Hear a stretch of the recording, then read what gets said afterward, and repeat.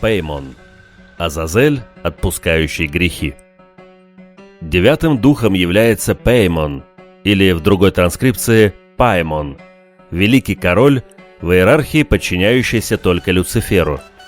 Он появляется в образе человека с великолепнейшей короной на голове и верхом на дромадере. О его прибытии возвещает целый сон демонов, внешне похожих на людей, играющих на различных музыкальных инструментах.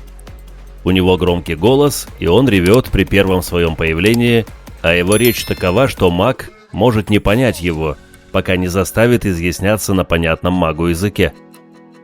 Несмотря на то, что вызов Пеймона сопряжен со множеством трудностей, он является поистине могущественным демоном. Вот почему опытные заклинатели обязательно должны попытаться связаться с ним. Те, кому все же удастся его вызвать, могут узнать невероятно много нового, особенно в плане понимания сущности и секретов всех земных элементов. Пеймон может даже предложить призывателю услуги духов-помощников, сделав их фамильярами призывателя, чем в разы усилит способности и умения последнего. Также Пеймон может обучить призывателя всем искусствам, наукам и разным секретным вещам.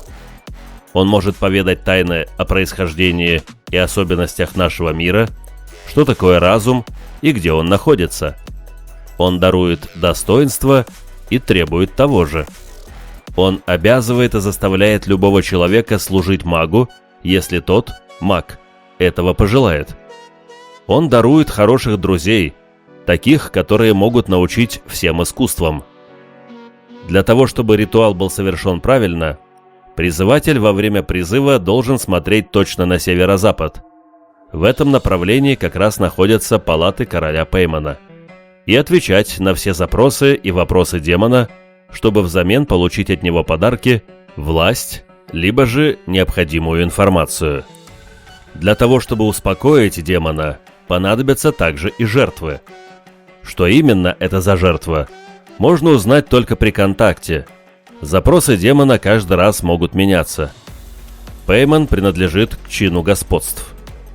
Он правит 200 легионами духов, часть из которых принадлежит к чину ангелов, часть к чину сил, часть к чину властей.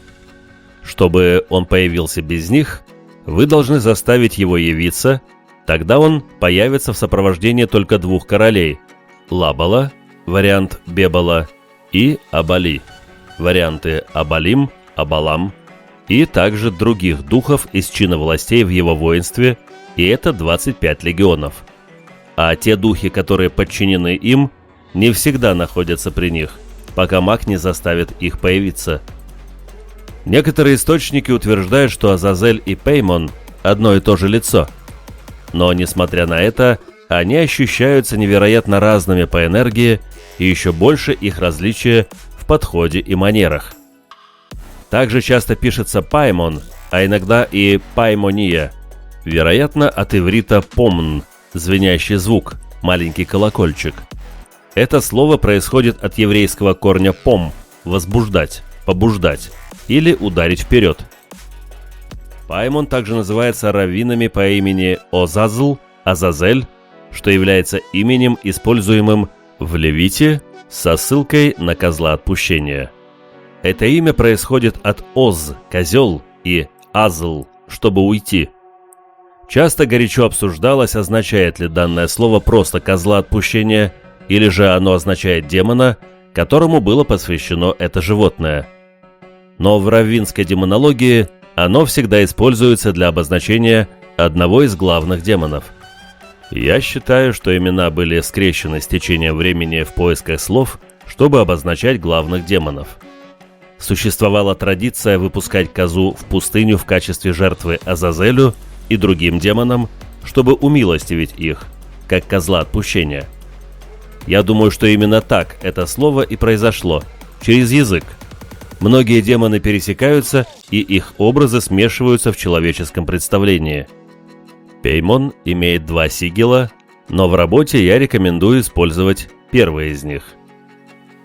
Наиболее благоприятное время для призыва – с 30 апреля по 4 мая, С 11 по 21 июня в дневное время. Ранг – король. Направление – запад, северо-запад. Стихия – вода. Планета – солнце. Металл – золото. Растение – вьюнок. Цвет – черный, темно-синий, желтый. Благовоние – ладан. Зодиак – близнецы. Слова призыва: Линан Таса Едан Паймон.